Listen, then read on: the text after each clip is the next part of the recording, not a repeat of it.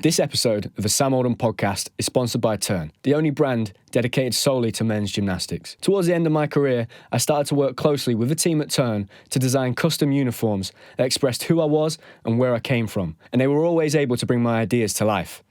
For years, I wore uncomfortable gymnastics clothing until I started to wear Turn, whose uniforms are built with their attention to detail and quality in mind. Go check them out now at turn-gymnastics.com. and enjoy the episode. Chris, it's great to see you, mate. I was trying to think. I think it's been 2 years since I've seen you, so a lot of time has passed in that gap.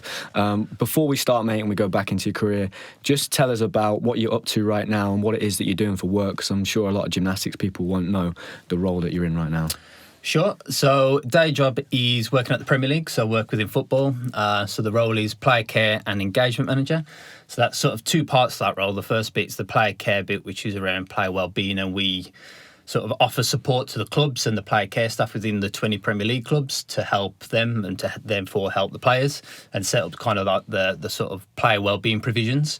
And then the player engagement side is then going out, canvassing, collating player opinion, speaking to the captains on, and then utilising their feedback to then inform the decision maker within the Premier League. Right. So a good example would be something like Taking the Knee. A couple of seasons ago when they started doing that, it was kind of that discussion around what is it that you want to do as captains, so that you're it's one together, and it's all 20 clubs doing the same sort of thing, and that sort of backwards and forwards. So it's good. It's an exciting role. The Premier League is it's a massive sort of brand and business, and it's worldwide and it's fast paced. I had to learn quite a bit getting into the role, I'll be honest, in terms not so much the actual job, but just understanding the football landscape and what that looked like, and also then the academy system. I had no idea just how substantial the academy sort of structure is within football. Right. So I've kind of had to learn all that, but I've been doing the role now, it'll be 2 years in January. And really enjoying it. How did you found yourself in that job within football, Chris? When you look back now at what you did when you retired from gymnastics, can you see how you ended up there? Sort of. I wouldn't say it was like a linear trajectory or anything like that. And I genuinely never was that interested or bothered, I guess, around working in football. I was never one of them people who was, right, I need to work in football. It kind of just happened. Okay. And what I'd probably call my first proper job, sort of, upon retiring, was for the British Athletes Commission. And that was around player engagement. So again, speaking with the athlete reps within the different sports and kind of setting up sort of that support system. Okay. And so that role certainly lent itself to the job that I do now. But given that was in Paralympic, Olympic sports, this is in football. So that was sort of me getting up to speed with the actual job role within football. I think didn't take too long. It was more just understanding the football landscape and what that looked like and building those connections and contacts, because I didn't have any of those. So I can sort of see how I got to where I did. And then with that, I've done other sort of various roles, sort of sitting on athlete commissions and things like that. So it's always been something that I've been interested in and wanted to, I guess, really just utilise my experience of how I can give back to sport and how I can then use my experience to help shape, the future of sport as well. It's took a while to get to where I am, but equally, I guess it's just something that it's taken a little bit of time, but where I've got to now, I'm pretty proud to, be able to say that, I work in football, I work in the Premier League in what is a pretty cool brand and an organisation, to be honest. It's a cool job, and you're a Wolves fan as well. I'm a Wolves fan. Do you still go and watch? I do still go and watch, yeah. In fact, I'm going to the game against Everton tomorrow, which would be good. I think the party line, being as I work at the Premier League, is something like, all 20 Premier League clubs are equally important or something like that. So I've got to caveat that into it, but yeah, I am a Wolves fan. Chris, I want to go back to the start. Before I do, I remember having a conversation with you in 2019, and you said something to me that massively resonated. You said, Sam, I never expected anything from my career, so everything that I achieved was always just a bonus. And it hit me like a ton of bricks, and it was the polar opposite to the lens that I had viewed my gymnastics career through, I think. When you look back now to the very beginning, how did you get into gymnastics, and what was your outlook when you first started the sport? I mean, well, I started the sport 5 years old, and predominantly it was because my older brother did it. That was the only reason. He was one of those, children who just had excess energy climbing, and that actually probably wasn't me. I was a little bit more subdued and didn't have that same sort of energy. But I just followed my older brother into a gymnastics club, which was Earls. Started there at 5 years old, and fortunately, I found a sport that I was good at, which probably came to a bit of surprise to my family, considering the type of child I was. Right. A sport that I thoroughly enjoyed. And it was something that I wanted to continue to get better at. It's also a sport that I think piqued your interest. I think as a child, when you start a sport, the most important thing is it's got to be fun. You want to, go and learn. You want to go and enjoy yourself. And it sort of ticked all those boxes, essentially. And so because of that, then I was willing to push myself. I was willing to, work hard. I was willing to train and put in the hours from a very, very young age. And, success came at a reasonable young age in terms of domestically anyway. Part of the GB squads from under 12, so probably about 10 years old, and then, continue that trajectory then throughout your career. But I would equally say that, and you also know this being within gymnastics, you can really tell the really talented gymnasts, can't you? They stick out like a sore thumb. Those gymnasts that just, boom, they can pick something up and just run with it. And I know I wasn't that athlete. Obviously, I had talent for the sport. You wouldn't get to the sort of levels you did without that talent. But I definitely didn't have that raw talent that you see in some gymnasts. And so I think because of that, I think that's probably the angle that was coming on, when you referenced when we caught up a couple of years ago, that actually what I went on to achieve, it far exceeded my expectations within the sport. And, I had a relatively successful career as a junior, but it was nothing like the juniors that are coming through after me or the junior, gymnasts that we have today. So I think because of that, that just helped shape my vision. And also then when I left the sport, I actually left, thinking that I almost overachieved, really. Okay. And I think that puts you in a pretty good place when you leave the sport then, because you're leaving proud of what you've achieved and that, you've done everything you possibly could, which for most athletes is pretty rare. That doesn't really or typically happen. But because I had that type of mindset of, my background and where I got to, it certainly helped, I think, then once I then transitioned out of the sport. Yeah. Chris, when I think back to your early start in gymnastics as well, one thing really sticks out to me. I can remember competing in the under-14 British when I was about 9 years old. I had no business being in that competition. Sergey was just forcing me into it.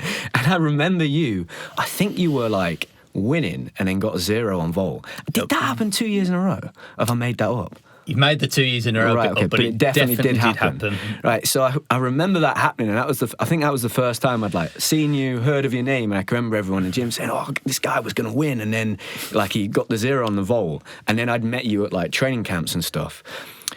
For me, for you, your situation was really unique, Chris, because you're one of the only gymnasts I can even think of that had a female coach in a male-dominated sport. What was that like growing up with a female coach? And what do you think some of the benefits and advantages were of being in that situation?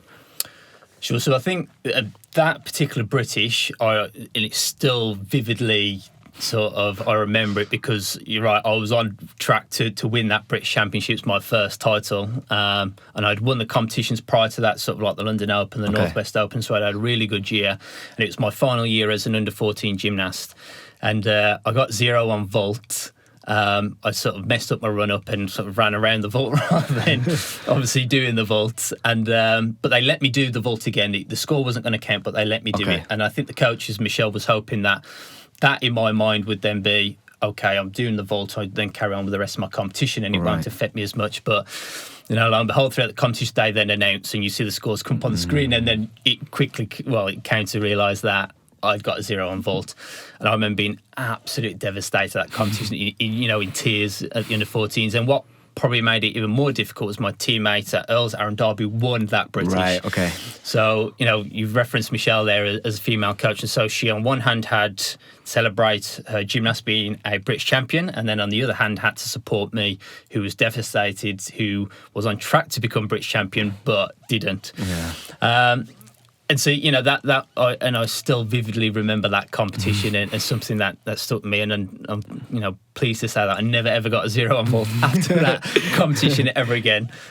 Probably because of that memory and the trauma that it left me with. But having a female coach, I think the biggest benefits to that, and this is a very unique perspective, particularly for Michelle. Obviously, her son was Ryan Bradley, who also competed as an international gymnast. So not only was Michelle a female coach, she also was a mom to an international gymnast. And so that perspective is so unique, and where I really think it sort of paid dividends was particularly in your teenage years when you're struggling with just life, adapting kind of social skills, going out, balance of gymnastics, school, homework and everything else that, sort of just, I guess, is really amplified during that process and during those teenage years. And because she'd gone through it with her son, she was she was out to give a different perspective and support that was more than just being a coach. And, at times when competitions or training was going hard, and I remember one competition I competed in, and it was actually during around my GCSE sort of time. It might have been British teams, and I didn't have a great competition. And she was just like, most coaches probably would be like, right, let's get back to the gym. Let's do a reset. We'll work out what went wrong. She was like, you know what, Kristian, have the week off. Like, I don't want to see you in the gym. I think, you need a bit of downtime away from, gymnastics. You can do your exams and X, Y, Z. And I think it's that unique, as I mentioned, perspective that just helped me through those teenage years. And, you see a lot of gymnasts drop out around that sort of age. And I do wonder whether Michelle having that different sort of support lens was then able to help keep me within the sport and help me to still progress throughout my junior career. So, yeah, very unique. But equally for me, I think it worked really well. One thing I think as well is you started to train at Lilleshall as a teenager, and I think that's quite hard as a personal coach to hand your gymnast over and go, take them, I trust you to work with them. And I feel like, I could be wrong, you're going to answer this, Michelle was probably very good at parking her ego to one side and just going, right, Kristian, this is what you need right now, they can help you. I'm going to be here back in Earls, but just go and learn. Was that the case? 100% spot on. And the decision actually came to, so obviously Lee Walls used to coach at Earls as well, and so he would typically take the morning training sessions when I first started doing, twice a day training, and then once he then moved on to Birmingham, so that was probably a short period of time, probably about 6 months, but Michelle would still be coaching me on the evenings, and he moved on, so actually I had no one there to coach me during those morning sessions, and I'd made that commitment to training full-time sort of post A-levels, and so it was a case of, okay, so where am I best placed now? And Michelle was, as you say, very eager to support me, and she knew that she was a teacher, she couldn't commit to doing any more hours within the gym. So she'll be the first to admit that gymnastics wasn't her sport. She had to learn as she went through, and so she didn't necessarily have that technical knowledge of the sport and sort of to the level that I was then getting to support me day to day perhaps. And so she was very open arms with British Gymnastics and with the coaches, the national coach, in terms of, yes, Kristian, this is what's best for you right now. This is where you need to go to get the best type of support, where you can then help progress your career. I'm always here to support you.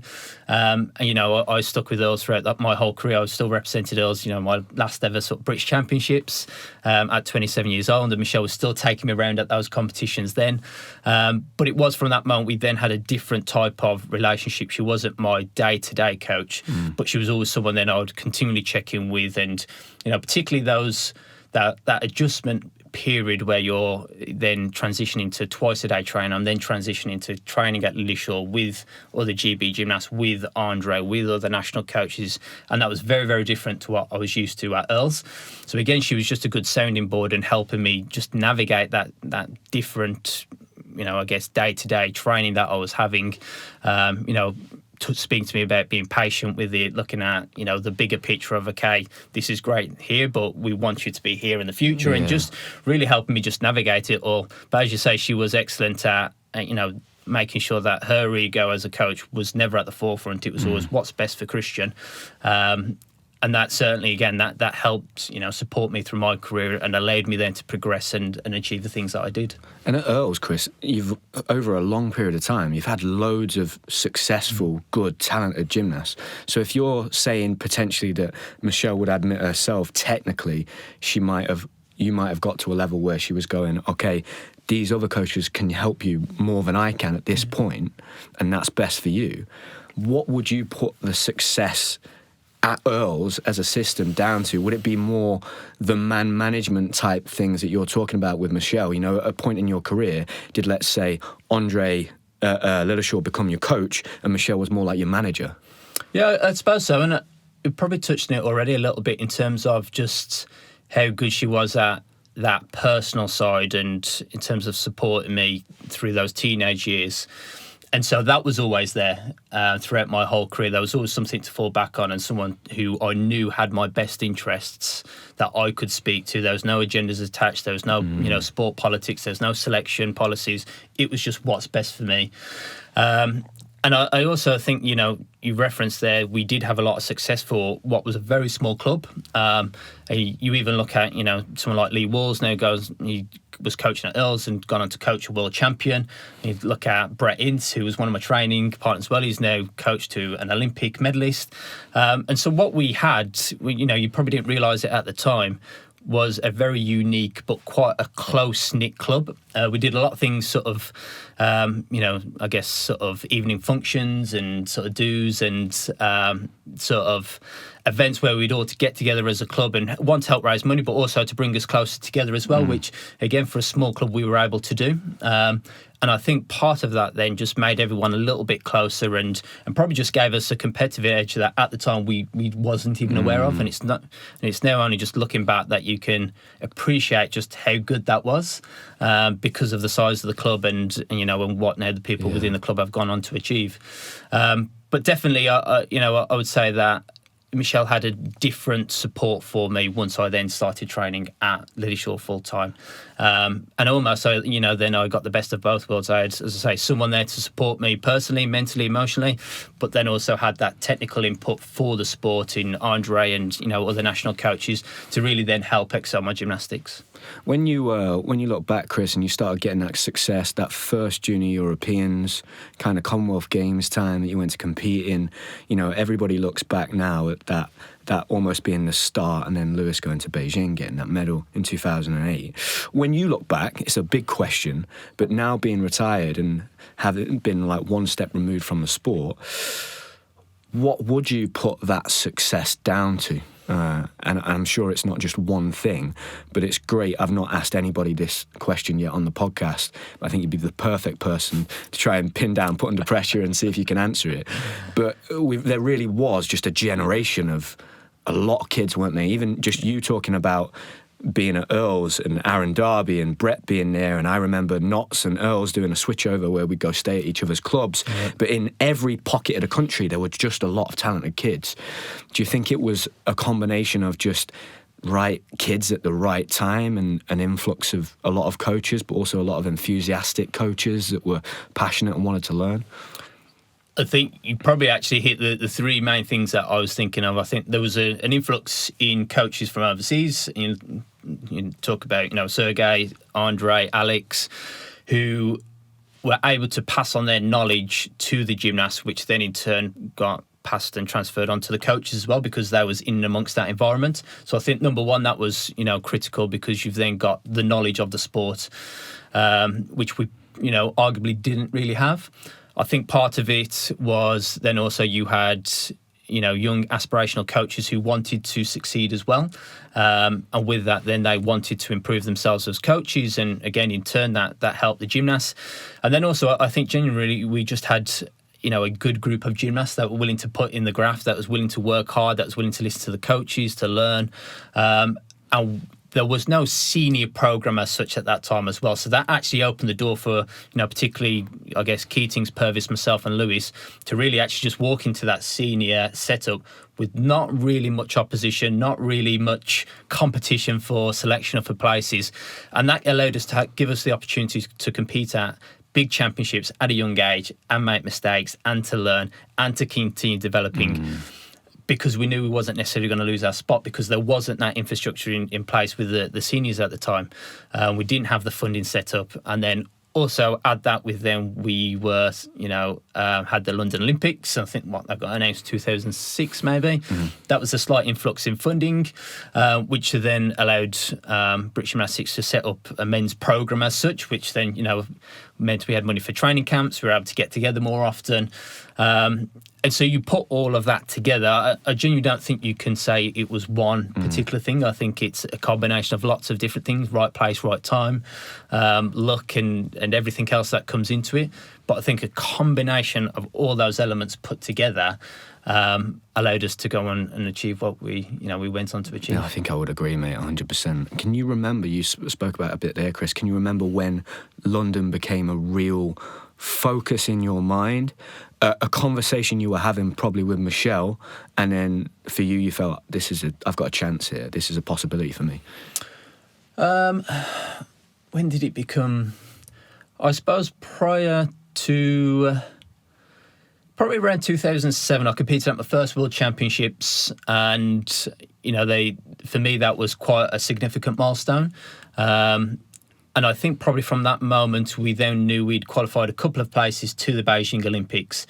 And all of a sudden then that opens the door and the mindset of, okay, this is actually doable. The people who went to Beijing, Keatings and Lewis, I train with them on a fairly regular basis. Okay, I'm not at their level yet, but they are people who I associate with, I train with. And so then that is almost breaking that glass ceiling of it then becoming not impossible to reach an Olympic Games.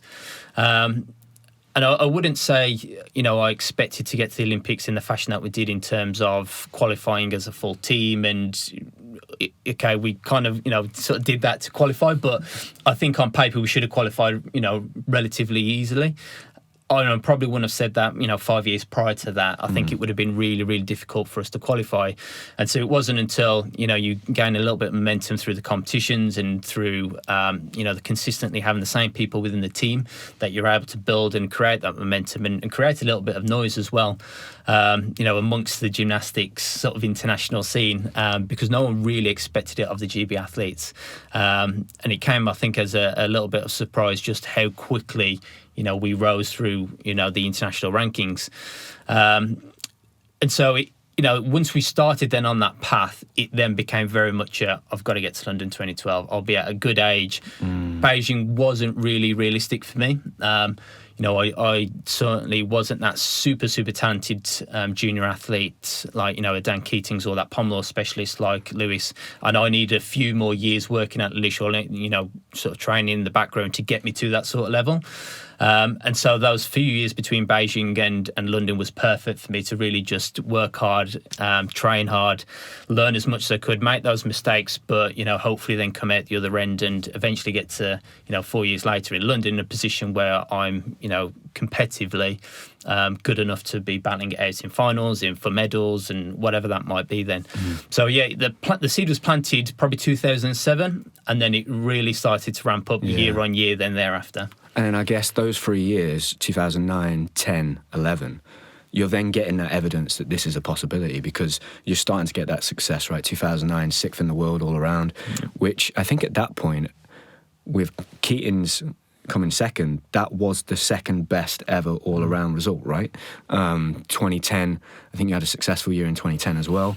And then 2011 comes around. And we can talk about that Worlds, because up until that point, it had pretty much been not plain sailing, because it hadn't been because of what happened in Rotterdam, and there was all sorts of stuff going on. But, you alluded to it there. I think we all kind of thought we're just going to qualify. When you look back at that experience now, where do you think it went wrong in 2011 at that World Championships? And also, what was the response? Because there must have been a positive response to then go to the test event and get the results that we got at the test event. So, what went wrong in 2011? I know it's a big question, but I think 2011, and actually, it's probably when I reflect my career, it's actually one of the World Championships that I always think, like, such a shame because we had such a good team for that World Championships. We genuinely really did. and we might not have won a medal, but we absolutely would have been top 5 finish, on our day if we delivered the sort of routines that we knew we were capable of. And when I look back now, I probably do think, one, we probably had too many all-rounders, and that makes it a bit of an internal sort of competition. You might not talk about it, but you can probably sense and feel that. Did you feel that at that time? I think so. I felt it from the outside, because I was like, these three are just they want to be the top 2 all-rounders. At that point, you're not even really thinking about... I think we almost went in a little bit like, we're going to qualify anyway. We'll have a team. So it's just me, Dan and Dan battling it out for the top 2. Do you know what I mean? Yeah, absolutely. And I think that wasn't necessarily healthy. And Purvis obviously had the composure and the mentality to deal with that. Myself and Dan of Keatings obviously didn't, because, we didn't have great competitions. But for me, that was probably one of the reasons that I think it didn't quite go to plan, because the training up towards that was absolutely fine. Everyone was in good enough shape. Yes, everyone, always like yourself, battling sort of injuries along the way through those World Championships and trying to manage that.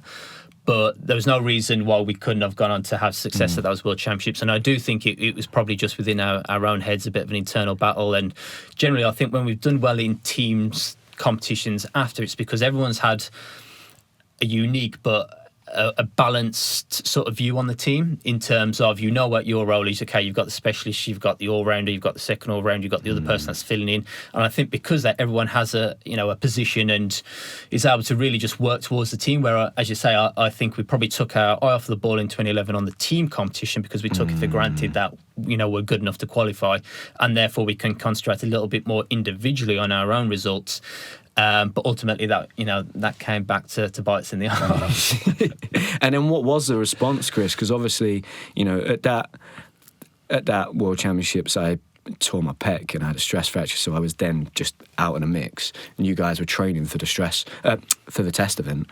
What was that response, and what did that look like? What did that response look like? Was it conversations that took place? Was it a change in the training? Was it almost the approach went very much straight back to the team first? I think for me personally, actually, it genuinely really knocked my confidence competing at an international scene, because international sort of level, because up to that point I had been relatively consistent, and then that World Championships kind of just knocked my confidence to be able to go out there and deliver the routines that I knew I was capable of delivering. And so for me, actually, although I genuinely didn't want to go out to Voronin Cup in mid-December, and I also did another competition pretty soon after the World Championships. I think it might have been back out in Japan again, which wasn't too great again. But I just had to get back out there. That was the important thing for me, just getting back out there, just getting my rhythm, getting my flow again, because I knew it wasn't because of fitness or anything like that, or injuries, or I guess not technically being good enough on certain apparatus, or certain skills weren't quite ready. It was just me managing actually how to deal with the pressure of competing on the international stage. And so just getting out there and competing was a massive, massive help for me. And as I say, I hated the fact that I was in Russia mid-December. Me and Frank was a junior at the time, and it was... Honestly, it was a horrible experience, just because we didn't even have a bed to sleep in on this competition. We had to share a room with Stian, the Norwegian gymnast. He got there the day before us, so he had already claimed the bed. I had a sofa. I had to pull the back seats off the sofa on the floor for Frank to sleep on, and that was it for the 3-4 days. And it's minus 15 to 20 degrees out there. The gym's not necessarily the best gym in the world. So for all these reasons, it wasn't a great experience. However, I actually had a pretty good competition and delivered clean routines. And then that was almost then that click for me, just to get back into my usual rhythm and flow of competing, and just to build on those results then into the test event, which again was very successful. Europeans, again, continued to build, and then eventually getting to the Olympics in 2012, where I felt that I was consistent with my routines. I was able to handle the pressure, compete under pressure, knew what I needed to do to prepare myself mentally for those competitions, because I think the physical work generally took care of itself. We knew we had to do the numbers in training. That was a non-negotiable. So 9 times out of 10, you're coming into the competitions, in pretty good physical fitness. But for me, it was more then about managing, the sort of how you deal with that mentally and that pressure in those big environments. And that was what I had to learn, particularly through that 2009 probably after 2009, but then into 2012, because I think the 2009 results at those World Championships probably took me by surprise a little bit. Okay. And, you know, I came away I wanted to make the all-around final, but then to actually finish top 6 was, you know, incredible. And then, you know, thereafter, as I say, then it was just about how do you then manage those expectations and learn from those leading into London 2012. When the build-up to London, Chris, because I remember those 2 weeks before we went out when we were in France. Oh, it's horrible, wasn't it? It was. But I could remember as well, like, and I felt that you were really good at this throughout your career. Sometimes in a few weeks before, I was looking at you going, he's making a lot of mistakes. He doesn't normally do this. Like, and I can remember before London, those 2 weeks, thinking, I think because I was so young at that time, in my head it was like, preparation has to be perfect. Otherwise, that's not going to translate to the competition floor. But at that point, you weren't panicking, you were fine. And then we get to London and we're just about to start competing. And the conversations that, you know, we're just having as a group and you're having is, I feel so ready for this. This is like the best I've ever felt. And I can't compute the 2 weeks of training to the way you're actually feeling in your head. How important is that? You know, you've talked about it a little bit before, just that mindset that you're in and making sure that even if things aren't going right in training, you go into the competition fully confident in your own abilities. You know, it's absolutely massive because you're never going to get the perfect build-up to a competition. It doesn't exist. And there's always going to be a niggle. There's always going to be a skill that's, you know, you're having issues with, you know, or it could be a different type of apparatus that you don't tend to like for that particular skill or routine, etc. So you're never going to have that perfect build-up to a competition. But what I'd learnt through all the years prior to competing in London, and I guess that goes back to, again, having the opportunity as a young senior to, I guess, find my feet within that arena, was that it was okay because on the day I knew I'd still done the groundwork. It might not have been perfect, but if I can manage my expectations and manage my pressure and kind of the mental load as you build up towards a competition, then actually I was going to be 100% fine. You know, I'd be able to get through my routines. And you're right, you know, France wasn't a great build-up. I hated it, to be honest. It felt like we was at Lilleshall for a month. Then we went to France, and by that point, I just wanted to get to the Olympics. I was so excited to compete at London. And those 2 weeks in France just felt like they dragged forever. And I think because of that, you know, maybe mentally I wasn't quite where I needed to be. I knew I was ready to switch it on for London, but prior to that, I probably wasn't quite there, which is fine. You know, you don't want to be in that mental sort of arousal state for too long because you're going to just burn out and it's going to become all too much. So I think as I build up towards competitions, it was important for me to step away from the gym. It was important for me to, you know, just go about life in a normal way as well, because otherwise it just felt too much for me. And I think that was what I was relatively good at as an athlete throughout my career. And, you know, I remember France I don't even think I went through one single high bar routine. I just wasn't getting on with the bar whatsoever. I remember the floor being rock hard and not enjoying that either. But what I do remember, though, is at the end of all those control competitions, and for those 2 weeks, it was like control competition, halves the next day, control halves. And I remember we finished on pommel, didn't we? And I think the deal was, if we had 2 pommel routines at the end of the control comp, but if we all went through clean, it was only 1, or it might have even been 3, but if we all went through, we only had to do 2. And every single time we'd always go through, you know, our routines on pommel, and I think that just gave me the boost to know we are ready. You know, physically we are 100% ready to deliver these routines. It's now just about mental load, mental capacity, how we manage those expectations, and mentally how I just manage myself during those Olympic Games. And as soon as we got into that village in London, France completely forgot about it. I didn't even give it a second thought after that and what I'd gone in that training, because, you know, it was then about the here and now and competing in front of a home crowd, an Olympic Games, and, you know, something I'd dreamt about and aspired to be an Olympian from, you know, a really, really young age. So it was almost like the excitement then just took over, and I forgot everything else that happened prior to that. What was it like, Chris? What are those feelings like walking out into an arena, into that situation in front of 20,000 people? No matter how mentally strong you are, those nerves have got to exist, right? How do you manage them in a situation like that? Well, I think in hindsight, competing in the O2 Arena in January helped. Okay. So I was familiar with that environment, what it might feel like, what it'll look like, what the kit might feel like, where the kit will be as well. I think that's quite important, just to mentally sort of map that out in your head in terms of, prior to podium, I'm going to start my floor routine in that corner. I'm going to face this way on the high bar, etc., etc. So I think that's important, because then you go in knowing that the basics are done, and it's more then about just concentrating the small little cues to then get you through your routines, rather than worrying or thinking, oh, this feels different, this looks different. So I think that, that was important in hindsight, competing at the test event. Prior to that, and I'm not too sure why the reason for this was, but I actually felt quite relaxed competing. Right. And I don't know whether, again, that was because it was in front of a home crowd. So it was in front of people that I knew, friends, family, coaches, etc., people that, you might see at British Championships, etc. So it felt familiar for me. It felt at home. And then also, luck of the draw, we started our competition on rings, which if you're going to start a big competition, rings is probably the one apparatus you want to set yourself into the competition.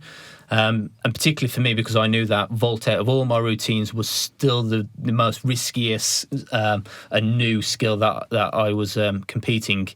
And so once I got past rings, got past vault, I then just settled into my normal sort of state and competition and sort of flow within my head, and was able to just, head down, enjoy the experience, support each other, and really just enjoy the competition for what it was, because all the hard work would then look after itself. It was more just about, a few minutes before you compete, just switching onto that mindset, give myself the little cues that I need for each apparatus, and then, let the gymnastics and sort of memory muscle hopefully take, care of the rest.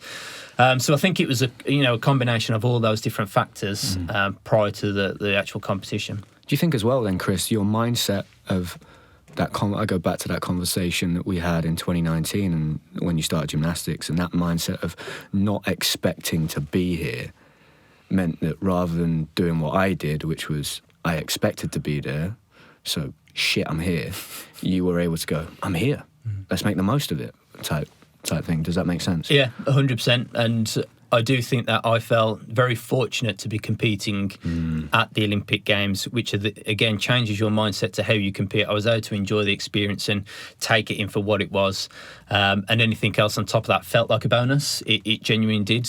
I didn't put any pressure on myself whatsoever to make a final or to come away with a medal or to do well in the all around. It was actually about enjoying the experience. And I think that goes back to everything that you just said and mentioned. Let's talk about the vault, Chris, because that was one of the most iconic moments, certainly of the gymnastics, but also a lot of the Olympics. I think after that, whenever I'd have conversations with people, the vault guy, the big tall guy in the team, because everyone looks taller on TV, even though we're all midgets in real life. But that vault, you only started preparing that vault at the end of 2011. Just what was that process of? Because I don't think it's hard for people in the public to understand just how difficult it is to stick a vault under that pressure in that situation. And in your life, you might have only stuck that vault, let's say you used to stick it quite a lot, but let's say you stuck that 15 times in your whole life out of thousands of vaults. But to be able to prepare that, to do it in that moment under that pressure in front of those people, how did that process of learning a brand new vault just 6 months out, essentially, come about? I think, so the actual learning the vault came about, it was post-test event, so we were doing a vaulting session, but we didn't have to worry about putting mats in. It was just going into the pit, and so it was actually about just having a bit of a play. And I remember doing a warm-up and thinking, oh, that feels like I could do 2 somersaults there. I thought, you know what, I'm going to give it a try. And that was, as I say, it wasn't in my head that this is going to be my vault. And for me, mentally, competing a Yurchenko double pipe was so much easier than competing a Yurchenko 2.5 twist. And that was, I think, probably because I did have a few twisting problems throughout my career. And so for me, it was actually just about get a good block, the rest will look after itself, where with a twist I had to think about. It just felt mentally there was a lot more for me to think about.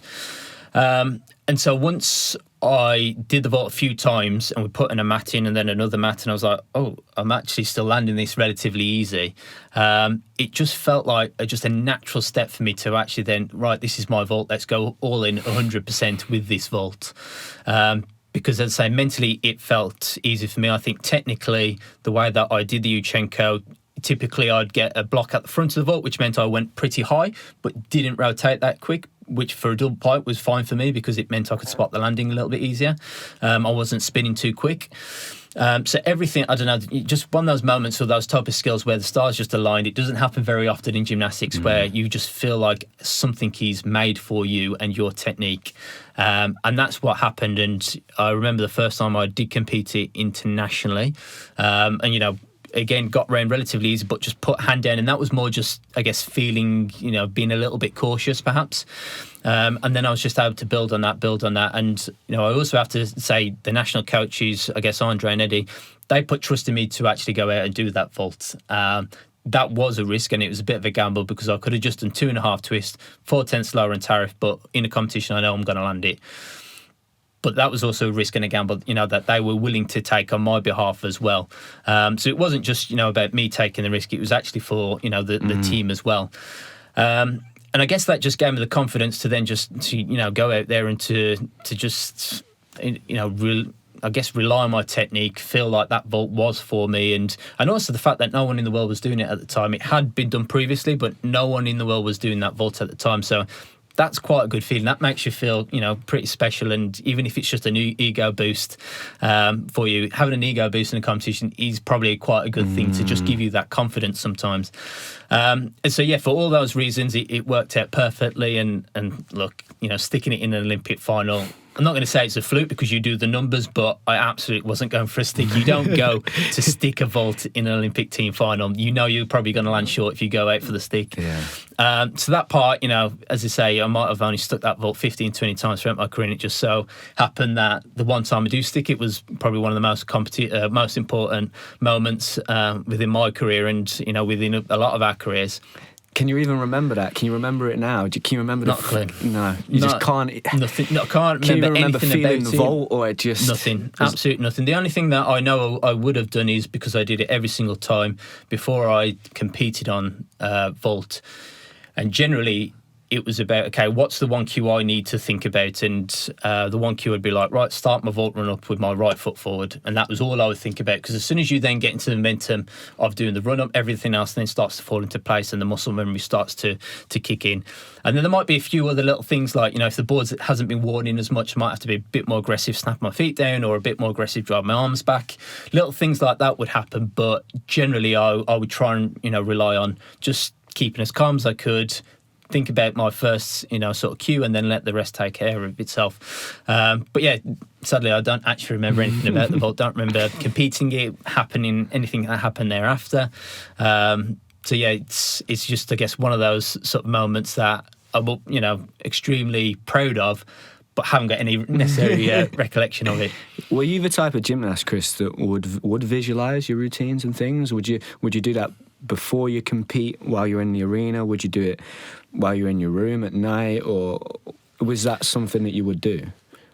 Probably. So I always did it before my routine. Okay. Generally in competition, I would try and stay relaxed as I could. I wouldn't be watching any of the other competitors, but I'd be trying to talk to teammates, physio, coaches, whatever, about anything but gymnastics. And then, you know, sort of 5 minutes, 2 minutes before I'm about to do my routine, then I, you know, would sit down, get in the zone, do whatever I needed to do to mentally prepare myself for that routine. And then similar as well, you know, sort of at home, I guess, particularly for the team final, and I had no idea that I would end up being the last gymnast to compete on floor, but I'd actually mentally prepared myself for that. I thought there's probably a good chance it'll be between me and Purvis to go last up on floor. And if we do start the competition on pommel, that means finishing on floor, etc. So I did genuinely mentally prepare what the sort of that feeling, you know, the nerves, the adrenaline, the excitement, the butterflies, what the noise of the arena would feel like, what I would feel like. So I had mentally rehearsed that moment in my head, which then, you know, when it came to that floor routine, I 100% can say that I knew I was going to do that routine. I knew there was no way I was going to make a mistake in that floor routine. And it was more about just managing the excitement as I got through the routine, because you can hear the crowd getting louder and louder than actually anything else. But for moments like that, I would try and prepare myself as best as I could mentally. And again, that took many, many years of trial and error and practice, and what's too much mental rehearsal, what's not enough mental rehearsal, when's the best time to do it, when's not the best time, and so on and so on. And that was, a learning process that I had to keep adapting throughout my whole career. When we moved on to bar, Chris, What was the conversation you had inside your head when I fell? Can you remember? Was there can you clearly remember thinking, right, I need to calm down, been here before, I can do my routine? And did anybody come and say anything to you before you did the routine? In terms of did anyone else come up to me, I've got no idea. Right. Absolute no idea. I'm sure if we watched it back now, a coach might come up to me and say, no, don't worry, relax, stay calm, but no idea. What I remember, I do remember a bit of a, oh shit, that's not good. But then I also remember I'm up in about 30 seconds, so let's park that, put it to one side. What do I need to do to prepare myself for my bar routine? Because irrelevant of what you did, I still had to go up and do my routine. Whether you did a perfect routine, whether you didn't do a great routine, it doesn't matter. The outcome for me still is exactly the same. And so therefore I had to go through exactly the same process I would for any other routine. So again, I think it was about just trying to stay calm. I also knew I'd been in a relatively similar position, 3 or 4 months earlier at the Europeans, where we needed my bar routine to clinch the gold medal. I was last up on high bar. So I guess I had a little bit of experience building up to that as well in terms of the pressure and what that might feel like. But in all honesty, it's about trying to just move all that to the side and actually just stick to your usual process of what you do prior to competing. How difficult is it to do that, Chris? Even when you spoke about your floor routine there, that voice that starts coming in, that starts saying, you're nearly there. How difficult is that to park to one side? And is it just a question of practice and you've just got to learn that and develop that skill? And you need to have been in that position time and time again to know what that is, to 100%. Put it to one side. Is 100%. It's just the practice, because obviously that's exactly what you do physically and technically with the skills, and so it makes sense to try and do that mentally as well. And again, I tried different techniques that worked for me and that hadn't worked, and you learn that as throughout your whole sort of gymnastics journey. But then also, it does come back to a little bit, what is your type of personality as well? Generally, I would say I'm quite a calm, balanced, measured person generally. And I think, for that reason, that lent itself to competing in competitions. Someone who's, not necessarily wired that way might find it a little bit more difficult and might have to do a lot more training within that area to, get them the best out themselves in competition. But for me, it probably came a little bit easier, and the more I got better at it and the success came with the results, the more confidence that gave me then to compete at, any competition then. Do you miss those feelings, Chris? Do you miss the feeling of walking up the steps to the floor to do the last routine to win an Olympic medal? Do you look back now and you go, I actually do miss being in that fight or flight situation? Or are you happy that part of your life is... To be honest, I'm happy that part. Like that. Those sort of feelings going up, genuinely I don't miss at all. You miss that feeling of success and euphoria once you've had a successful, particularly team competition. That feeling was 10 times greater than anything I ever won individually. And so I miss those sort of moments, but the actual, prior to that, the routine, those walking up the steps, chalking up, waiting for the green light to come on the score, do not miss that, one little bit. Those were horrible, horrible moments. Just not necessarily something I'm more than happy to be on the other side now. And actually, once I finished competing and I went to watch my first competition, might have been a British, and I remember sitting in the audience watching and thinking, I'm so glad I'm sitting on this side. And almost, I guess, just, sort of solidified the reason why I was ready to retire from the sport. And but don't miss it. Certainly don't miss that moment. How important do you think, Chris, it was that we had a real goal that was written in ink, but also voiced to us in that whole build-up to 2012, in that it was team comes first? And do you think it would have been possible at all to have got that team result if that wasn't... Because that really was... It was ironed out. We were told that.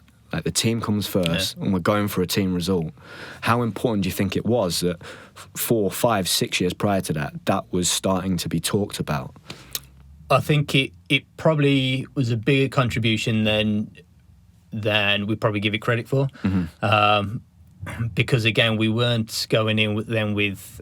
Yes, we had our own individual sort of goals, dreams, targets, whatever you want to call it.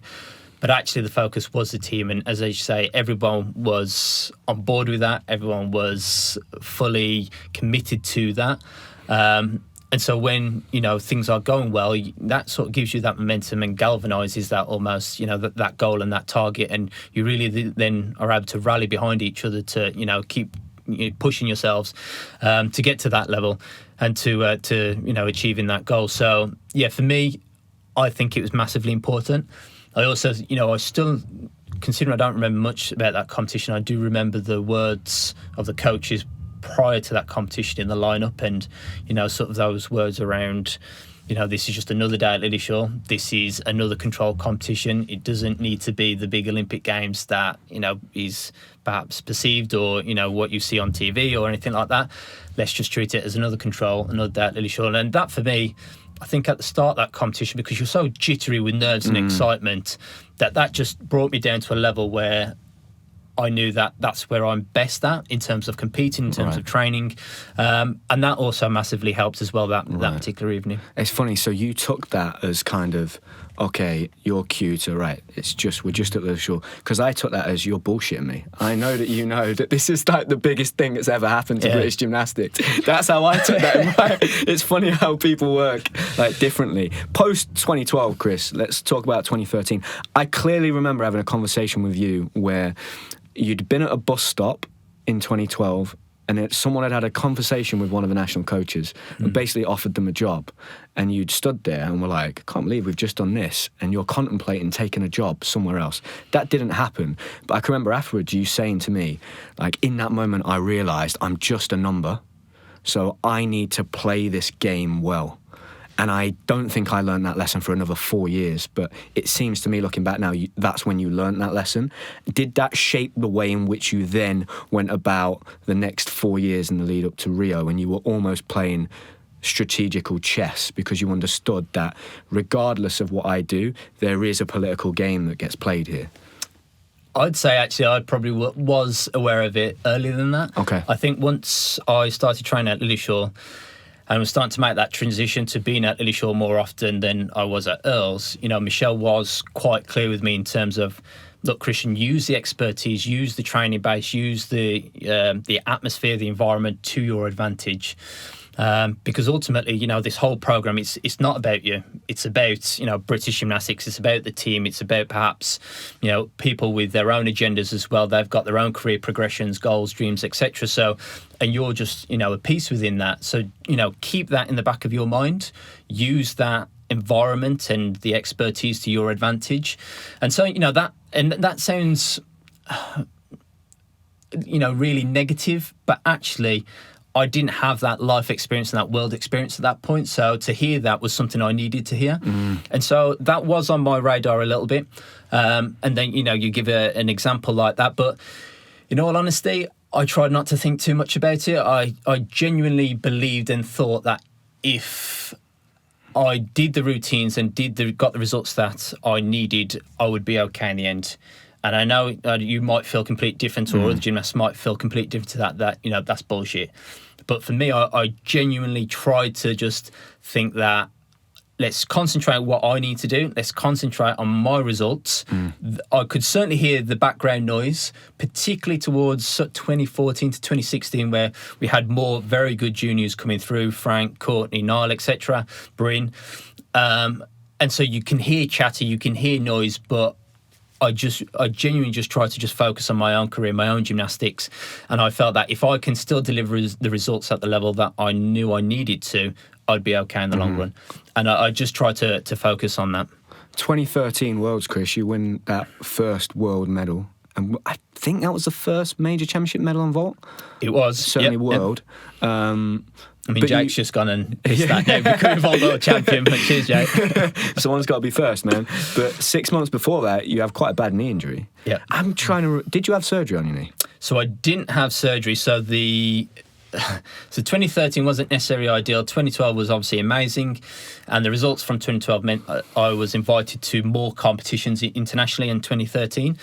And so 2013, I think you was actually with me, wasn't you, competing in France? In France, me, you and Max. And I was doing vault. First vault, fine, landed it, and then second vault, handspring double front, landed straight-legged on my left leg, and essentially the tibius, the shin bone, and patella knee bone sort of bashed together. Patella one, fracturing my tibia and my shin bone. Didn't need surgery, and to be honest, I got away so lucky because connective tissue in terms of tendons, ligaments were absolutely fine. It was just about letting the bone heal. And so that, obviously it wasn't ideal, and particularly breaking a bone out in France, you've got to go to a hospital in France. No one spoke French in that hospital, spoke English, sorry, in that hospital that I went to. And I even remember actually when I did it, they took me to the room while we were waiting for the ambulance, and the competition organiser actually came and said, "Oh, can you wait 5 minutes, 10 minutes, because you've actually been selected for drug testing?" And I was like, "You've got to be kidding me. I'm in absolute agony. I know something's not right." Anyway, they managed to sort it and was like, "No, okay, we'll sort it. Someone else can get the drug testing." And off I went to the hospital. And so obviously that was an ideal start to 2013. And then coming back from that rehab, then I started, tumbling, but the rehab was relatively straightforward. Started tumbling again and did some tumbles into the foam pit at Earls, and managed somehow to get all the way through the foam pit and then hit the concrete at the bottom. And hit the heel bone, and I was like, that really hurts. But didn't get it scanned or anything, probably till about a week to 10 days later, because I thought it was just bone bruising. But anyway, got it scanned, and this was probably about June time now, end of May, June time. I broke my tibia in March time, so yeah, this was about June time. And it turned out I'd actually fractured my calcaneus, so my heel bone as well. So again, you then start that process of injury. And I almost just wrote 2013 off, to be honest. I thought there's no way I'm going to be able to get back. And go through, again, relatively straightforward rehab process, because it just needs time to heal. And it's just about trying to maintain muscle mass. And I was still able to train on other apparatus. I just had to be careful. So in terms of injury, broken bone sounds pretty bad, but in terms of, scale, I'd say it's relatively straightforward. And then, went on to do some of the trials, did a lot better than I thought. I knew I wasn't ready to do any all-around competitions, so had to sort of part that in my mind and just concentrate on high bar, which I'd been able to train, and then vault, because I was actually able to get back onto vault pretty quickly. So that whole sort of journey up to the 2013 World Championships was, pretty rocky, to say the least. But again, I probably came in a position where I felt pretty grateful to be making the team, because I didn't think I'd be at that World Championships. And then, those sort of last few trials, and it was just a completely different experience that anything I'd ever experienced in my life, because it was, I was pitted against Theo on vault, and then I was up against yourself and Ash Watson on high bar. And I just remember being mentally just drained from that period, because I think on paper, probably coaches as well didn't think I was going to get back in time as well. So I think in their head, they'd sort of selected who, or, you sort of nominate, don't you, the names that are going to go to the Worlds, and they can change, but generally that's probably what the coaches are thinking. And so, that very last trial, I did pretty well on vault, and all of a sudden then I'm within a shout of going to the Worlds, particularly actually on vault, not necessarily on high bar at that point. And I remember getting to Lillishall, they hadn't selected all the team, and I was like, right, the only way and fair way is we're here 5 days. 3 of those days you're going to have a head-to-head competition on vault, Kristian, Theo, and that's, sort of first man past the post ultimately gets the spot. And I remember at the time feeling so frustrated at that, because they said it so blasé that it was almost like, oh yeah, over hard, don't worry about it. It's 3 days sort of competition vault. That's, don't worry about it. That's easy. And I remember just feeling really annoyed about that, and almost probably just gave me a bit of a kick up the arse to be like, no, I'm going to show you, because I said something there and then, but that was like, well, how else do you want to do this? And I was like, okay, fair point. So maybe this is the only sort of way. You've got to go head to head. And so, that sort of first day, me and Theo on vault, second day, me and Theo, and ultimately, I think I'd won the first one, he'd won the second one. Third day, then it was whoever did the better vaults that day was essentially going to be selected. He went first. I didn't watch his vaults, but I could hear the reaction of everyone in the gym that he'd landed them both. And I was like, oh, shit. Here we go. Absolutely nothing to lose by that point. First vault, Yuchenko double pike stuck, which, right. Okay, my second vault was 4/10 lower tariff, but I knew that because the execution was for my first vault and I just stuck it, I'd catch up those 4/10 pretty easily. So I then knew I'd given myself a chance to be in with it a shout. Second vault, handspring double front. And at no point in my career have I ever stuck 2 vaults in a row. Maybe in training once or twice, but it just doesn't happen. Stuck the handspring double front. But even then, I wasn't convinced that seals my place to go to the World Champs. So I knew it would then still be up to the selectors, but I'd given myself the best opportunity to go, which was all I could do. And actually, it was a little bit of a shame because I trained with Theo for multiple years up to Lillishall, and probably after that competition, we never really had the same relationship after that because of the way that we were pitted against each other, which I do think is a little bit of a shame. And I'm sure we could sit down and laugh and talk about it now, but at the time, it didn't feel great. And also then the same equally on high bar. The high bar was one apparatus I was able to train through those injuries that year. And they made us do 6 routines. Exactly. They made us do 6 routines against each other. That's just ridiculous. And I just remember feeling so mentally fatigued after those competitions. And after those routines against each other, where I was almost at the point there where I was like, you know what, I don't even care anymore. What will be, will be. Do you feel like, though, after that, the Worlds was pretty easy? Yeah. Do you know what I mean? Because felt exactly like that. And for me, I was having like flashbacks to the 2011 Worlds when they made me and Max go against each other in the podium session. I was like, we've tried this playbook. It doesn't really work.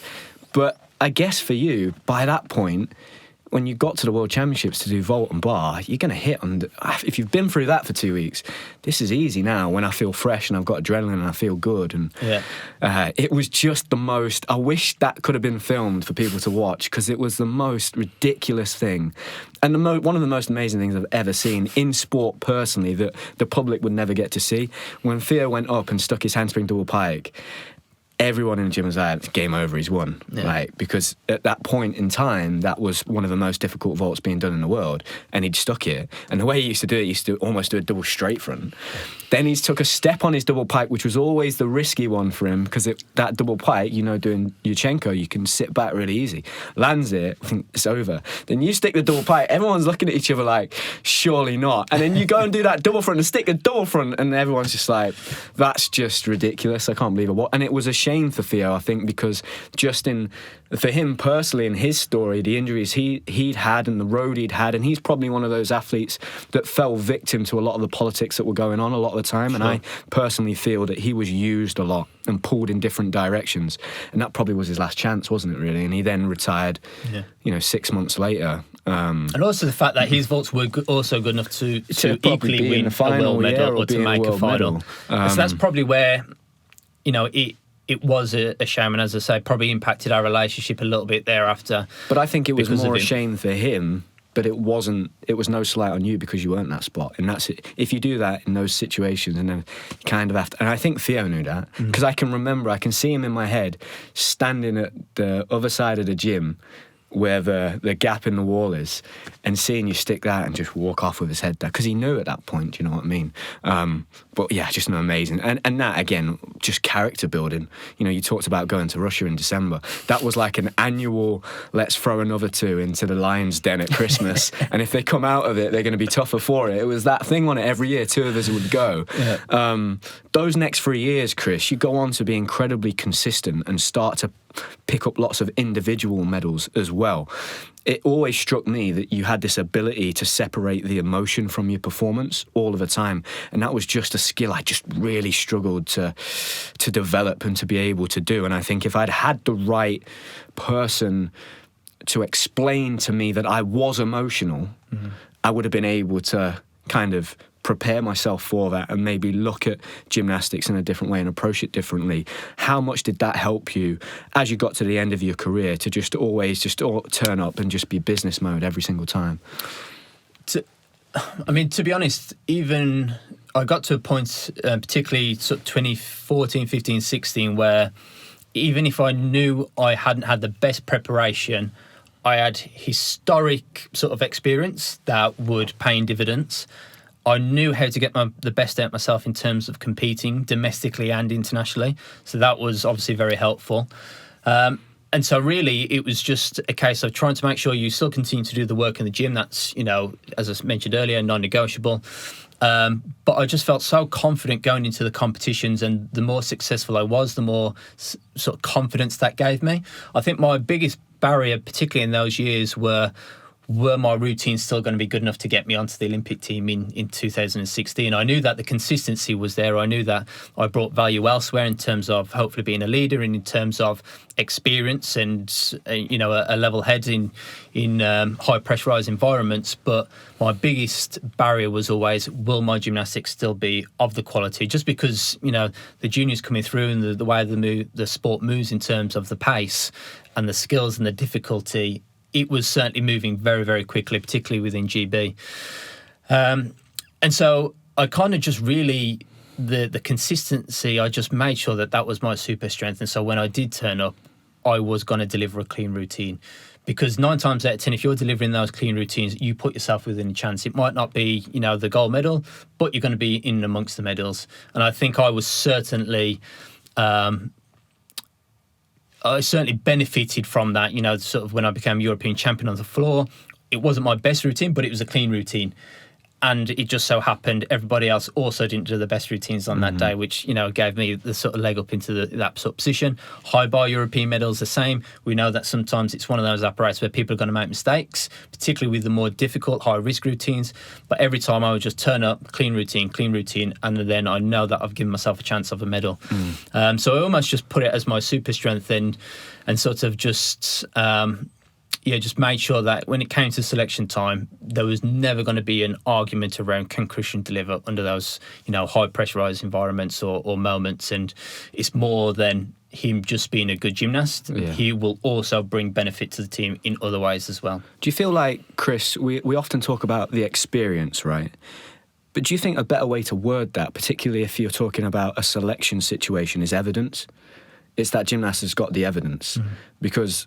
the experience doesn't necessarily always mean that person hits, right? But if you've got the evidence and your backlog and CV of work says, look, this guy hits under pressure time and time again, do you think actually when they're sat in selection meetings, that's probably what they mean when they say experience more than actual just experience, you know what I mean? Definitely. And you built up that evidence over time that I know I hit under pressure. Definitely.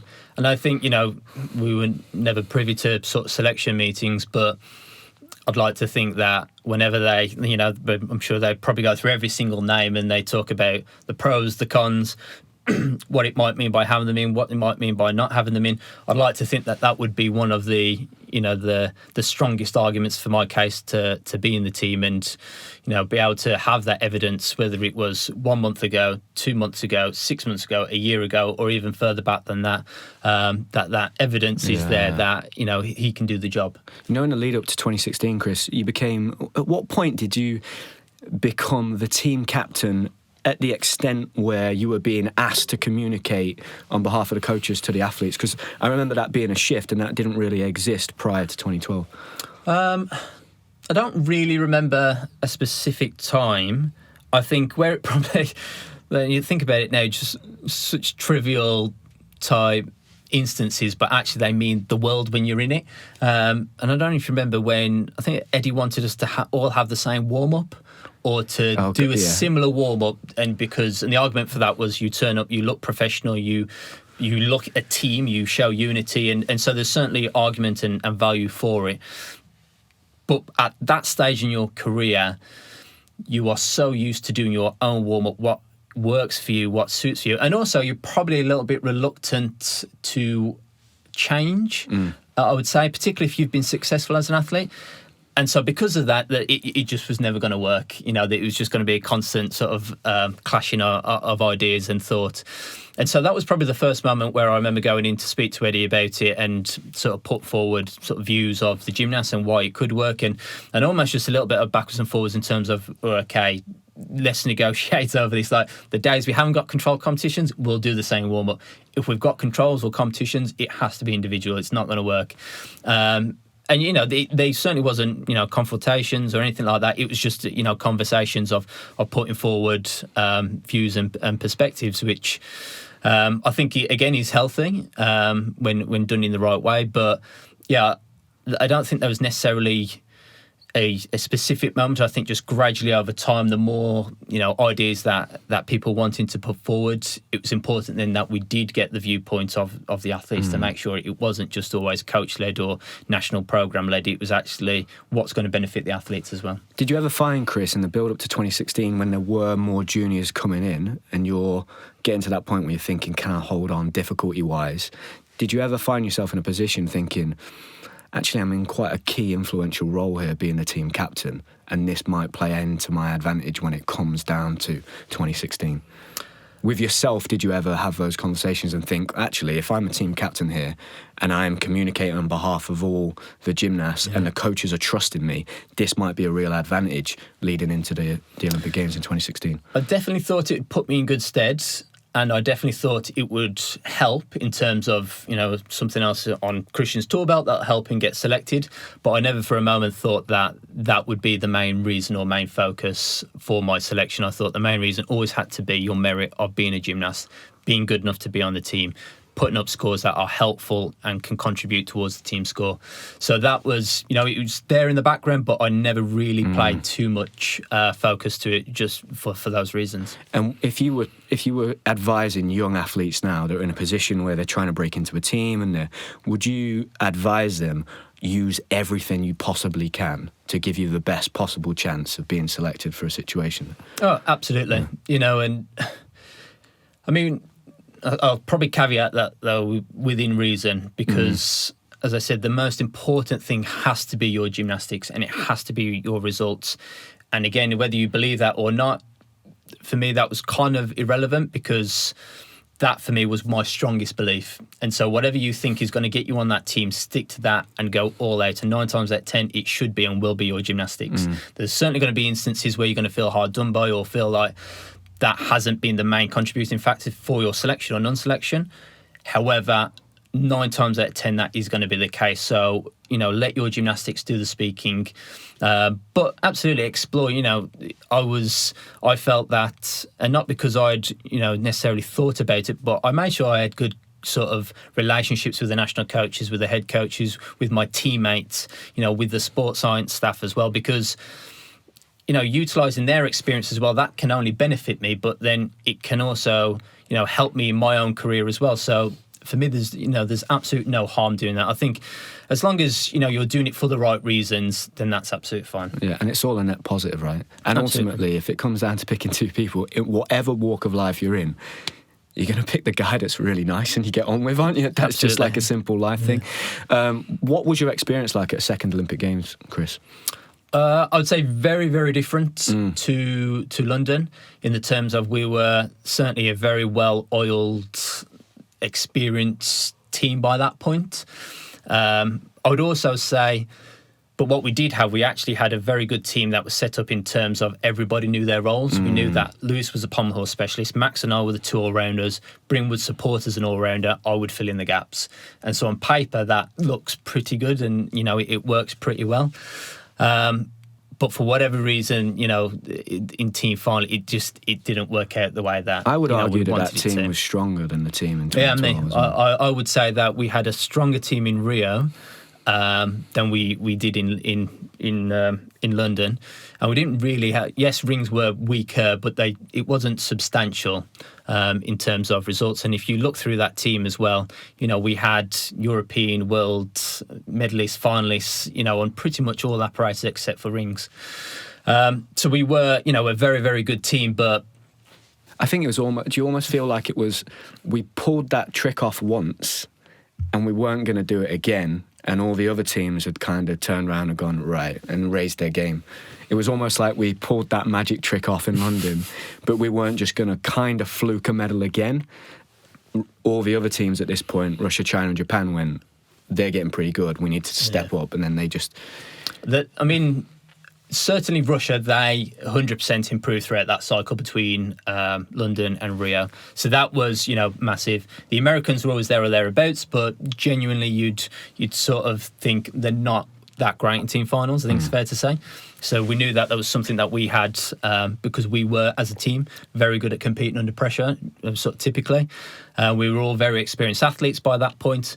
And also, we were also a very good team. There's no doubt about it. And in my mind, we were good enough to win a silver medal on that evening.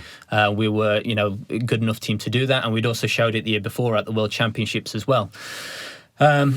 So we, perhaps slightly different mindsets, perhaps different expectations in terms of, we are going there maybe to win a medal. I certainly had that in my mind this time because I felt I was strong enough to deal with that sort of pressure this time round, where London I absolutely wouldn't have been. That was the expectation, and I shouldn't shy away from that fact. So I had that sort of internally. And actually, I guess from the one regret that I have actually from that competition, once we got through vault, and we knew vault was always our biggest hit or miss piece because we had 3 big vaults, hadn't really hit them together as a team very often in that build-up, and we hit all 3 that night, and we knew then, right, we've got vault out the way, let's just push on. And I remember after the vault, actually, obviously P-bars next, I wasn't competing P-bars, and just having to sit down and almost just bring myself down a level. I was too hyped up, I was too excited because we'd all hit vault and things were looking pretty good. And I just wish, and it might not have made any difference whatsoever, but I wish I'd have almost said that also to the other lads on the team as well. Because P-bar that night, Max made an uncharacteristic mistake on the one rail, which I've never seen him do since and never seen him do prior to that. Noel had, granted, it was a very difficult skill and submit to one bar, and then Healy on the one arm. He sort of did a pump swing out of it. So straight away we were a markdown after P-bars. And I just wonder if those sort of mistakes and how good gymnasts they were, I wonder with maybe just a bit of a, let's just calm down a bit, lads, and take away some of the jittery type nerves. I wonder whether, we could have eliminated a couple of those errors. Is that your job, or is that the job of the coach in the room there to be able to read the room and that experience? And maybe that's very difficult when it's national coaches that don't necessarily know personal gymnasts that well. And I guess that's probably, a discussion and debate. Everyone would probably have a different feeling, but I just felt, and this is hindsight. Yeah, of course.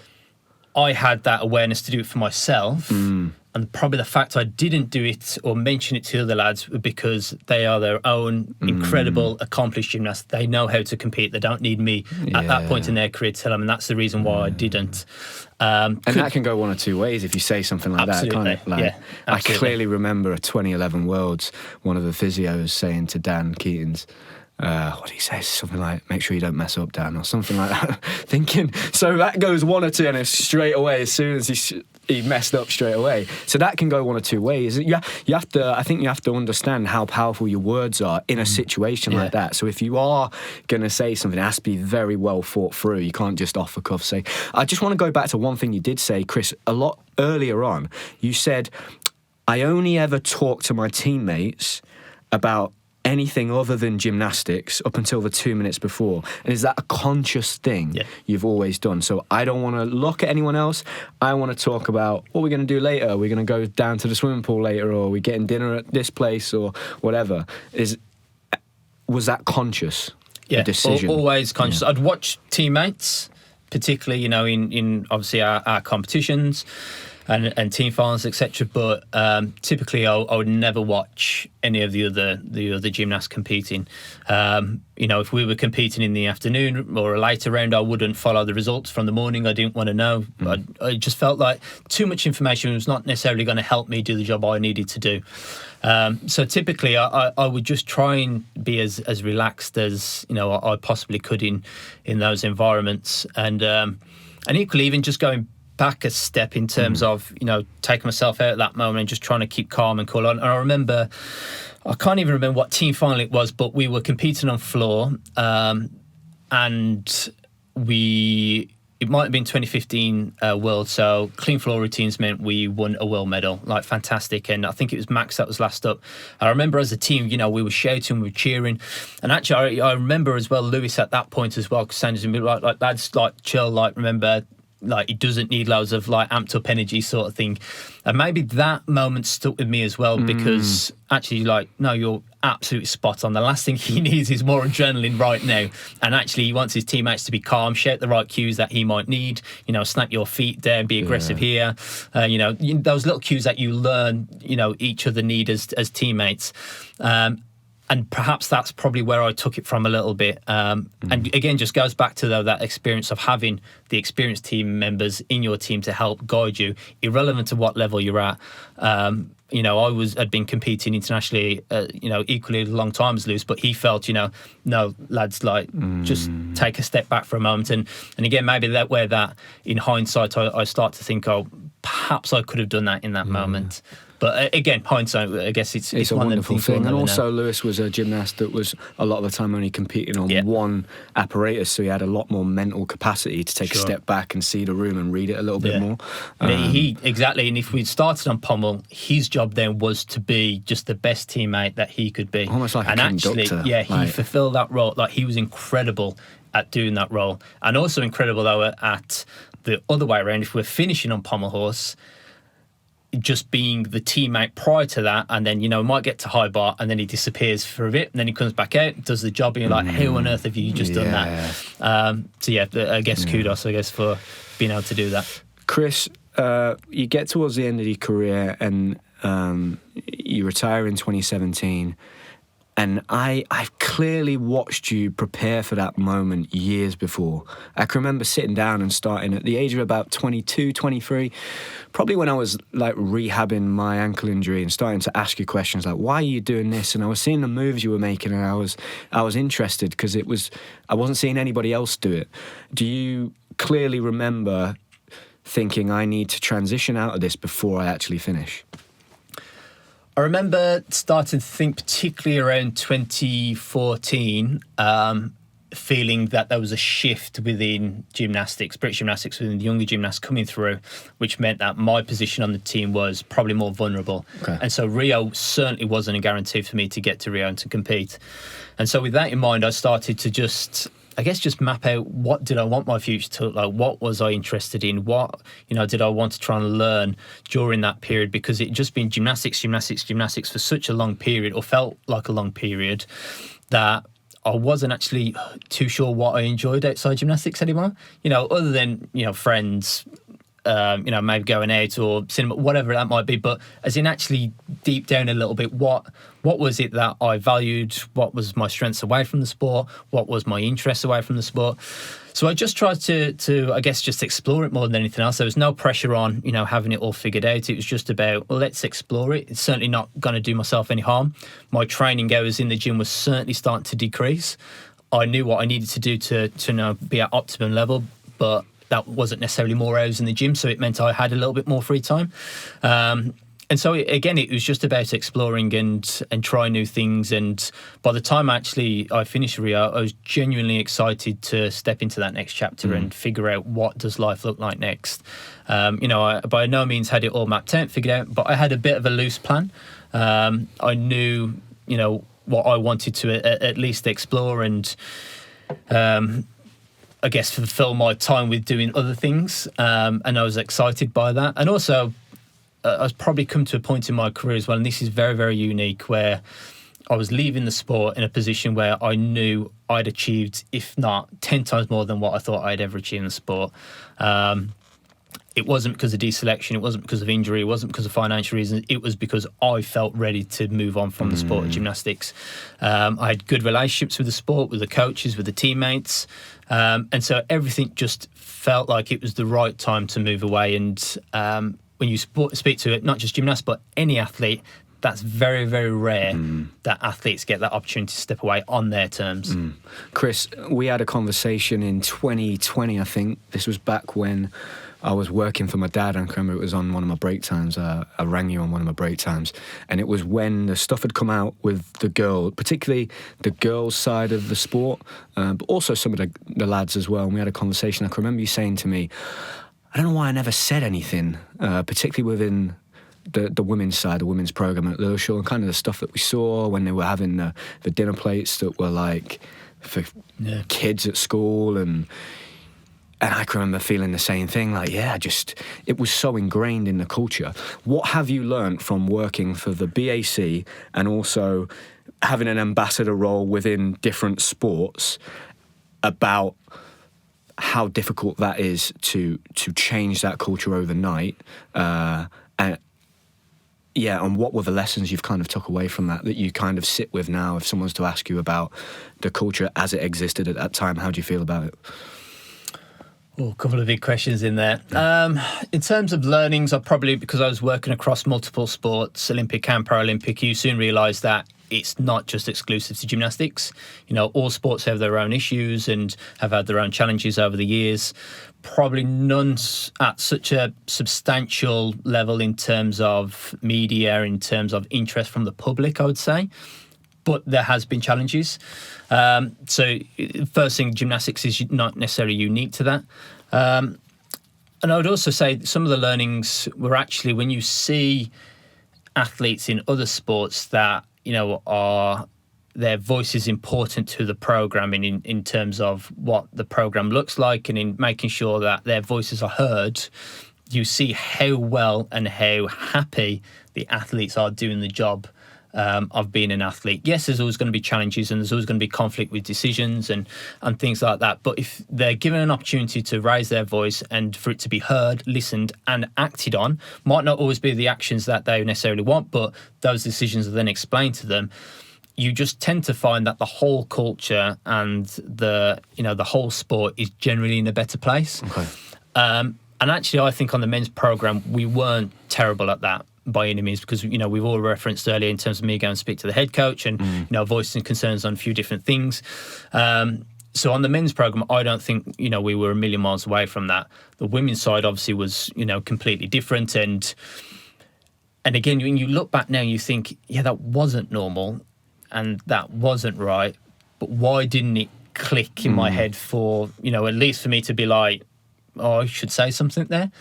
And I probably just think maybe that was just because we were so ingrained from such a young age and we'd seen it day to day. It was completely normal and it had never been challenged at a more senior level within staff in the sport or for what I knew. So therefore, why would us as the athletes challenge it? So I guess those are just some of the learnings that I've seen and where it's worked well. But I would also kind of now say that looking at the sport from, I guess,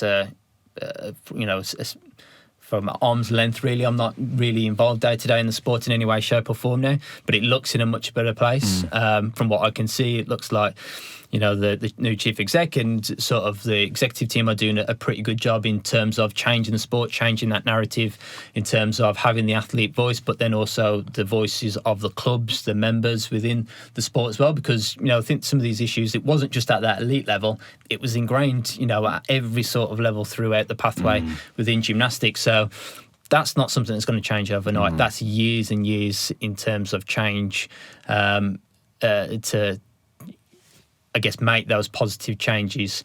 But for what I can see, it looks like it's on that right journey now. Do you think one of the difficulties, particularly that differentiates the women's program from the men's, is the age? Is just that they're a lot younger and they're performing at a high level at a very young age. Yeah. And most of the time when they go out and compete, they're 15 or 16. So... Yeah. I mean, you're setting even as... sending children out to compete under extreme pressure, and... So it's difficult then, right? Because they are children. So whereas on the men's program, normally we're 18 at the youngest, potentially 17. But if you look at there's a big difference maybe between when you first came onto the scene and there was that crop of juniors that walked into the team.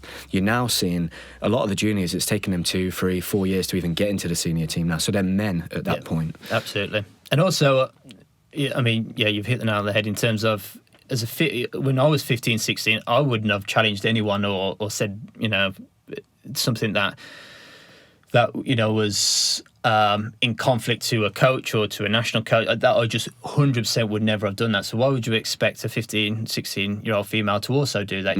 It wouldn't happen. And then I also think on the men's side as well, generally as a young sort of 18, 19-year-old, you think that you're a man, and so with that, I think sometimes your actions, you're probably a little bit more boisterous, you're a little bit more challenging because you feel as though you are a man, when really, you don't sort of have that life experience till much sort of, further down the track.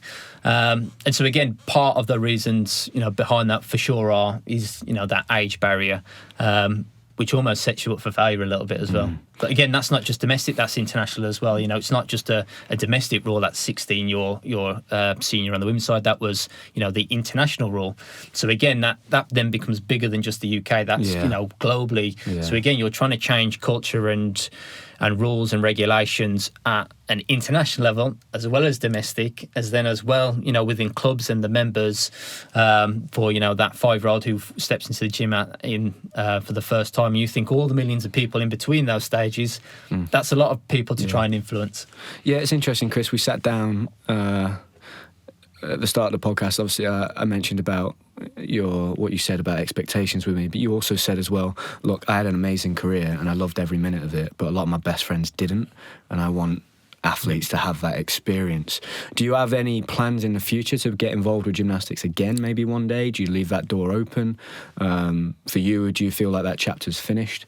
I mean, the door's never shut in gymnastics. As I say, I walked away from the sport in a very positive place, with good relationships. I think one thing I did pretty well when I left the sport was I stayed connected to it in, a variety of different ways, but particularly to the teammates. And whether that's just meeting up every now and then, whether that was popping back to Lillyshaw when they did have a training camp every now and then. I live relatively close, so I was able to do that. And so I kept that connection with the sport and with the team. Still go to competitions, was involved in the World Championships in Liverpool as a board member. So again, I've managed to keep that dialect and, that relationship there with the sport of gymnastics. And I'll 100% never say never in terms of, moving back into it one day. Just right now, I'm having too much fun enjoying other sports such as football, and enjoy working in that world. And also, it's important to learn what it looks like outside gymnastics. Yeah. And I was also very mindful of that when I left the sport. I think the next step potentially could have just been to step into the sport as a coach, which was something that I did in terms of recreation, but I knew 100% that it wasn't the career that I wanted. I wanted to explore what the world looked like outside gymnastics, because I didn't necessarily know that. And whatever I can learn and then maybe potentially one day bring back to sport, that can only be a good thing, and put me in good stead for the future as well. So I guess it's, never say never. Yeah, it was interesting. I went to watch the British earlier this year because it was the first time I'd been to watch two of my best mates as gymnasts compete, because I was always very conscious that when we meet up, I don't want to be just talking about your gymnasts. I want it to just be mates. Yeah. So I went to watch them, and like 5 minutes in, I was like, I remember this world.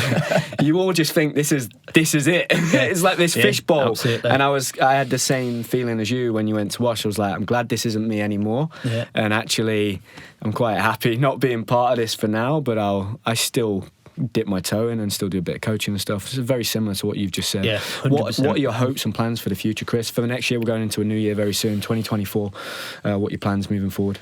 So I see now my career working in football in terms of the Premier League, so that's obviously quite exciting. We're sort of the strategy that me and my boss are sort of working on at the minute around player well-being. We've sort of mapped out the next 5 years of what we hope it looks like.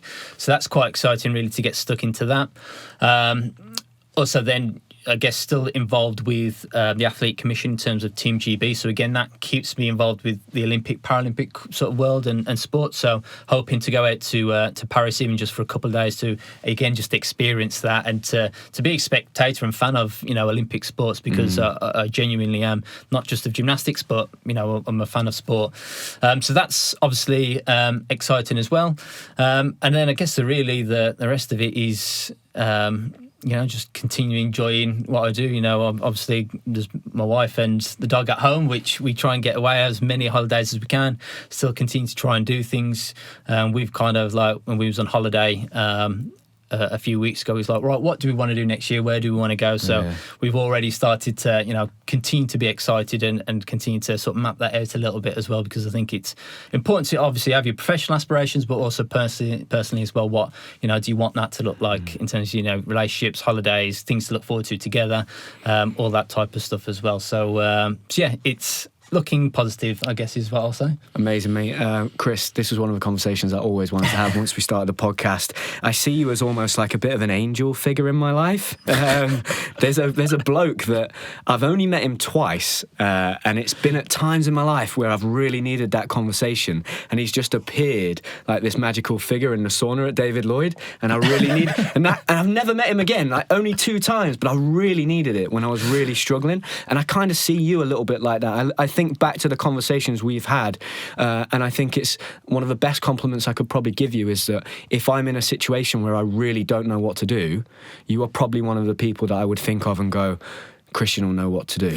So that's probably one of the biggest compliments. Right there. That's probably one of the biggest compliments I could give you. But also, I would say I don't know if you know this, but you're the only British athlete, gymnast ever, to win major championship medals on free apparatus or more. Didn't know that, no. So that's an incredible achievement, mate. You had an amazing career. It's been a pleasure, and I know that the listeners are going to really enjoy listening to this one. But just thank you. Thanks for having me. Top man. Pleasure.